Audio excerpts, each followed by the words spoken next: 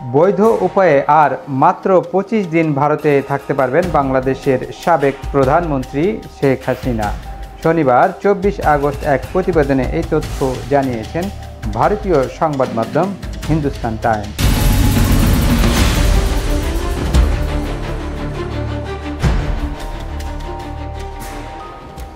ছাত্র জনতার বিক্ষোভের মুখে গত ৫ আগস্ট দেশ ছেড়ে ভারতে চলে যান শেখ হাসিনা। ওই দিন ভারতে আশ্রয় নেন। ইতিমধ্যে তিনি ভারতে ৩ সপ্তাহ কাটিয়ে ফেলেছেন।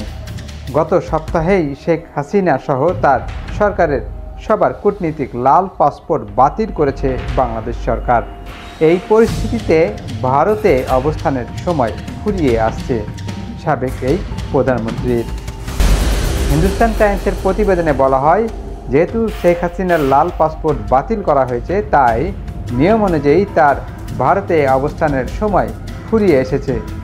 শেখ হাসিনা যখন দেশ থেকে পালান তখন তার কাছে শুধু লাল পাসপোর্ট ছিল, তার সঙ্গে সাধারণ সবুজ পাসপোর্ট ছিল না। এদিকে ভারতের ভিসা নীতি অনুযায়ী যেসব বাংলাদেশির কাছে কূটনীতিক লাল পাসপোর্ট আছে তারা ভিসা ছাড়াই ভারতে প্রবেশ এবং সর্বোচ্চ ৪৫ দিন পর্যন্ত অবস্থান করতে পারবেন। শনিবার ২৪ আগস্ট পর্যন্ত শেখ হাসিনা ২০ দিন ভারতে কাটিয়ে ফেলেছেন। ফলে বৈধ উপায়ে আর মাত্র ২৫ দিন ভারতে থাকতে পারবেন তিনি।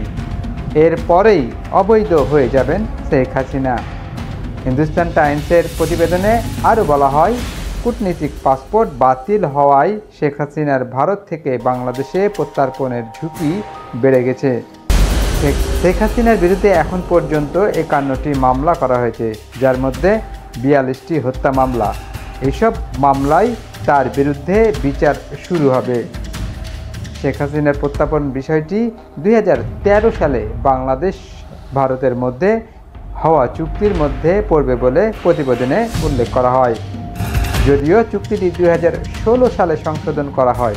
এতে বলা হয়, রাজনৈতিক বিবেচনায় মামলা করা আসামি হলে অভিযুক্ত ব্যক্তিকে প্রত্যর্পণ বা ফেরত দিতে অস্বীকৃতি জানানো যাবে।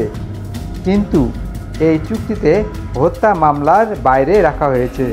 এছাড়া যদি মামলা ন্যায় বিচার না করার উদ্দেশ্যে করা হয়, তাহলেও দুই দেশ অভিযুক্ত ব্যক্তিকে প্রত্যর্পণ না করার ক্ষেত্রে অস্বীকৃতি জানাতে পারে।